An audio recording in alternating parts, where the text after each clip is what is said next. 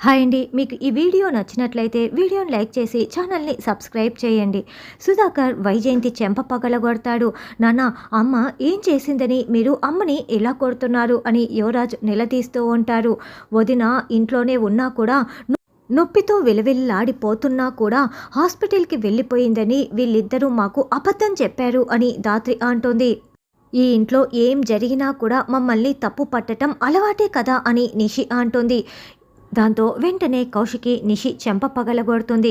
కింద పడిపోతున్న నిషిని యువరాజ్ పట్టుకొని, అక్క ఏంటక్క నిషిని ఇలా కొడుతున్నావు అని నిలదీస్తూ ఉంటే కౌశికి చాలా చాలా కోపంగా, ఏంటి చెప్పు, నీ భార్య తప్పు చేసినా కూడా నువ్వు వెనకేసుకు వస్తున్నావా? ఇందాక నేను నొప్పితో పడిపోయి ఉంటే అది కూడా విలువిల్లాడిపోతున్నా కూడా పట్టించుకోలేదు. నా కడుపులో బిడ్డని చంపాలని చూసినప్పుడు నువ్వేమైపోయావు, ఈ తమ్ముడు ఏమైపోయాడు అని కౌశికి చాలా కోపంగా నిలదీస్తూ ఉంటుంది. ఇంకోసారి ఇలాంటిది రిపీట్ అయితే నేను చూస్తూ ఊరుకోను, అస్సలు ఊరుకోను అని కేదార్ వార్నింగ్ ఇస్తాడు.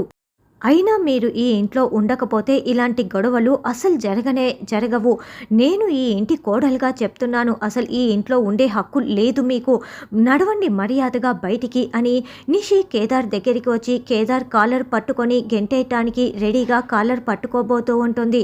వెంటనే ధాత్రి నిషి చేతిని పట్టుకొని మెలిపెట్టి తిప్పేసి, ఇంకోసారి కేదార్ కాలర్ పట్టుకోవాలన్న ఆలోచన వచ్చినా నిన్ను చంపేస్తానంటూ నిషిని తోసిపడేస్తుంది. దాంతో నిషి ఇంకా కోపంతో రగిలిపోతూ ఉంటుంది.